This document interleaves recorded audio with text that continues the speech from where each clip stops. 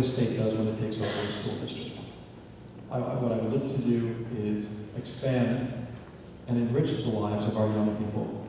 A perfect example is you can institute a drill and kill program to improve literacy, or you can study very deeply balanced literacy, bring in programs that celebrate reading and writing workshops, celebrate children as readers, celebrate children as writers, that stimulate them, that excite them, that instill confidence in them, and at the same time, get at the tests, okay? I guess overall it's a two-pronged approach. In other words, yes, you have to acknowledge the fact that a test exists, and yes, there are skill sets that go along with doing well on tests, but that's not the end of it. Okay, it's only one piece. The other piece is really building a rich program that excites children and makes them want to come to school and learn.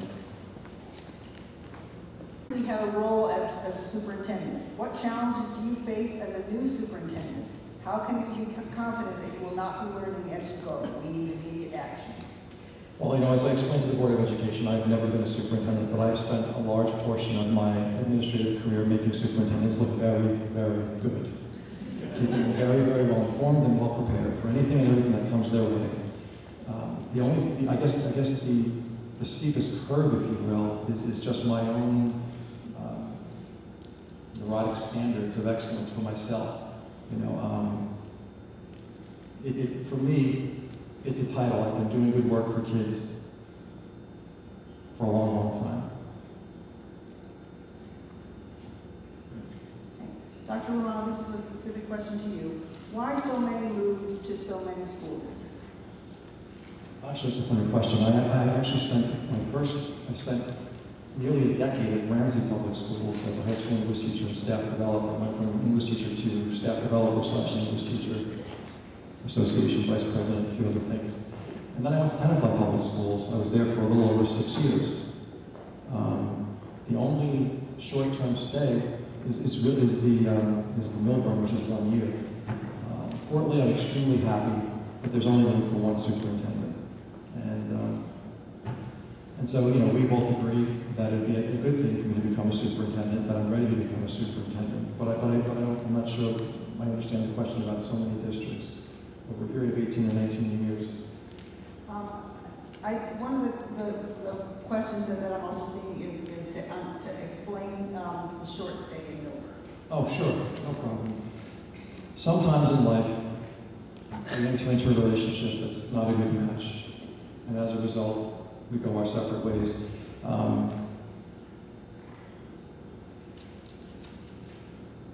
After being recruited to come to Milburn to augment the superintendent's growth points with my strengths, it didn't work. It was just a bad marriage, so to speak. And so we agreed that it might not be a good partnership, probably wouldn't play all that well. And so my contract was renewed, but at the end of the day, I felt it was best to look for a new job. That's the simple truth of it. The board almost unanimously asked me to stay. In fact, they encouraged me to pursue a route that would lead to their returning. At any rate, it's not good for kids. So sometimes in situations like that, it's better to move on for the sake of the children. And that's what I did. The Board of Education has recently adopted a new public schools. We had two targeted populations, Hispanic and special education. And despite the stellar scores, the 10% that didn't perform well on standardized tests were Hispanic and special education populations. And so what we did was we developed a tiered approach, okay, to getting at their specific learning needs.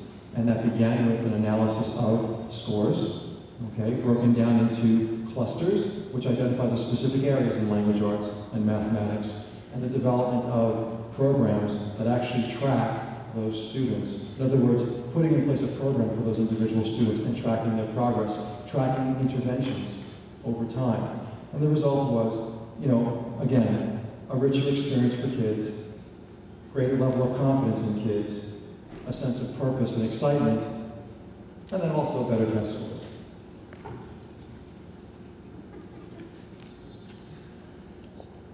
Can you share your vision for special education for Hoboken and your experience in this area in your previous districts? Okay. You know, I've worked very closely with special education teachers from the beginning of my career. In fact, when I first started as an English teacher at Ramsey High School, my supervisor pulled me aside on the first day of school and said, "Good news, you're going to be part of a collaborative team. You're going to teach the collaborative consultative model of freshman English at Ramsey High School." I won the prize. I soon found out that my 12 colleagues didn't want it. And I never let it go. I stayed with it for the full 9 years. In fact, I ended up, during the years when it didn't seem like it was going to work out scheduling, I begged for it. Because that's where I learned how to teach. By teaching special education students and by working with a special education teacher in the classroom with those students. And I carried that with me. When I became a district director of technology, that was a learning curve in itself. I was Friday, April 20th, 2001, I was an English teacher. Monday, April 23rd, 2001, I was a district director of information technology.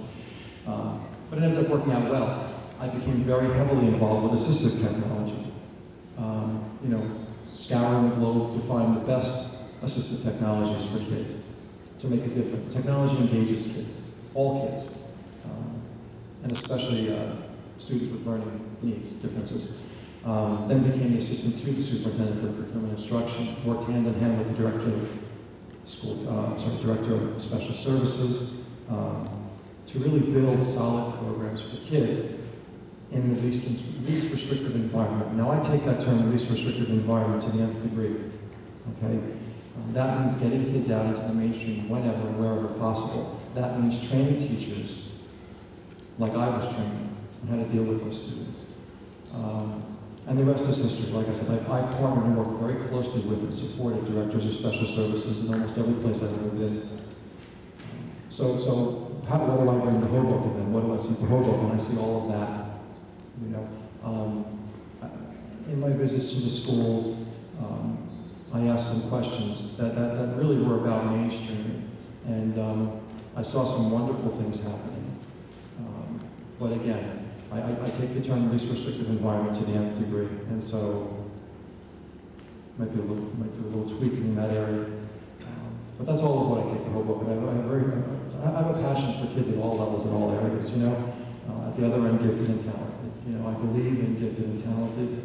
That looks something like the International Baccalaureate program. It's a stellar program, and again, it's about the implementation, and it's about evaluating its effectiveness. And then revisiting the implementation based on the evaluation of its effectiveness. And then, of course, the kids in the middle who often get lost, they matter. And they deserve everything that all the other kids deserve.